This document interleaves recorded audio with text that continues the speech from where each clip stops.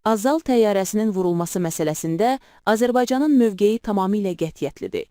Bunu Azərbaycanın Xarici İşlər Naziri Ceyhun Bayramov Xocalı soyqırımının 34-cü il dönümü ilə bağlı Ana Harayı abidəsini ziyarət edərkən jurnalistlərə açıqlamasında deyib. Nazir qeyd edib ki, 2025-ci ilin oktyabr ayında Azərbaycan və Rusiya prezidentləri arasında görüşdə Rusiya prezidenti tərəfindən səsləndirilmiş tədbirlər görülməlidir.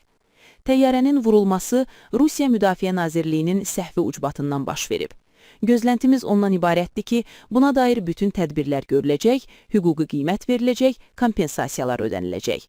Xatırladaq ki, 2024-cü il dekabrın 25-də Azərbaycan Hava Yollarının C28243 nömrəli Bakı-Qrozno reysini yerinə yetirən Embraer 190 təyyarəsi Aktau şəhərinin yaxınlığında qəzaya uğrayıb.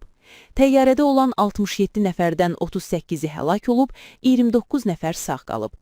Təyyarə Rusiyanın Qrozno şəhəri üzərində olarkən fiziki və texniki xarici müdaxiləyə məruz qalıb, enişinə isə icazə verilməyib. Buna görə də zədələnmiş halda Aktauya istiqamət götürüb və orada qəzaya uğrayıb. Təyyarə Rusiyanın Qrozno şəhəri üzərində olarkən fiziki və texniki xarici müdaxiləyə məruz qalıb, enişinə isə icazə verilməyib. Buna görə də zədələnmiş halda Aktauya istiqamət götürüb və orada qəzaya uğrayıb.